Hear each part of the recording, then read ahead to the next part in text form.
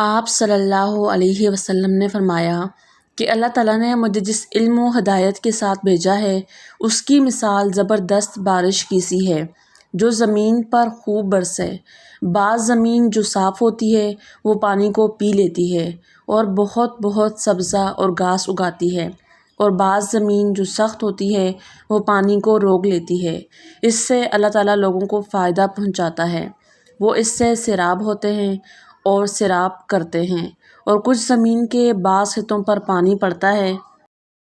جو بالکل چٹیل میدان ہوتے ہیں، نہ پانی روکتے ہیں اور نہ ہی سبزہ اگاتے ہیں۔ تو یہ اس شخص کی مثال ہے جو دین میں سمجھ پیدا کرے اور نفع دے اس کو وہ چیز جس کے ساتھ میں مبعوث کیا گیا ہوں۔ اس نے علم دین سیکھا اور سکھایا۔ اور اس شخص کی مثال جس نے سر نہیں اٹھایا، یعنی توجہ نہیں کی، اور جو ہدایت دے کر میں بھیجا گیا ہوں اسے قبول نہیں کیا۔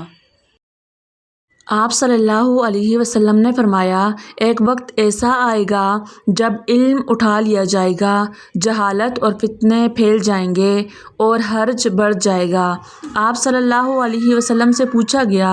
یا رسول اللہ صلی اللہ علیہ وسلم، حرج سے کیا مراد ہے؟ آپ صلی اللہ علیہ وسلم نے اپنے ہاتھ کو حرکت دے کر فرمایا، اس طرح گویا آپ صلی اللہ علیہ وسلم نے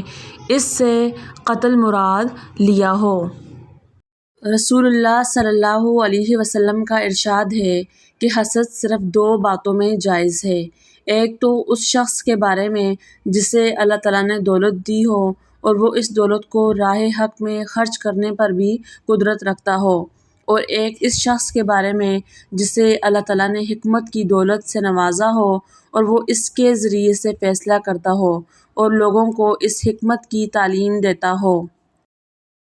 آپ صلی اللہ علیہ وسلم فرماتے تھے کہ اللہ علم کو اس طرح نہیں اٹھا لے گا کہ اس کو بندوں سے چھین لے، بلکہ وہ پختہ کار علماء کو موت دے کر علم کو اٹھائے گا، حتیٰ کہ جب کوئی عالم باقی نہ رہے گا تو لوگ جاہلوں کو سردار بنا لیں گے، ان سے سوالات کیے جائیں گے اور وہ بغیر علم کے جواب دیں گے، اس لیے خود بھی گمراہ ہوں گے اور لوگوں کو بھی گمراہ کریں گے۔ جب آپ صلی اللہ علیہ وسلم کوئی بھی بات، کوئی کلمہ ارشاد فرماتے تو اسے 3 بار لٹاتے یہاں تک کہ خوب سمجھ لیا جاتا، اور جب کچھ لوگوں کے پاس آپ تشریف لاتے اور انہیں سلام کرتے تو 3 بار سلام کرتے۔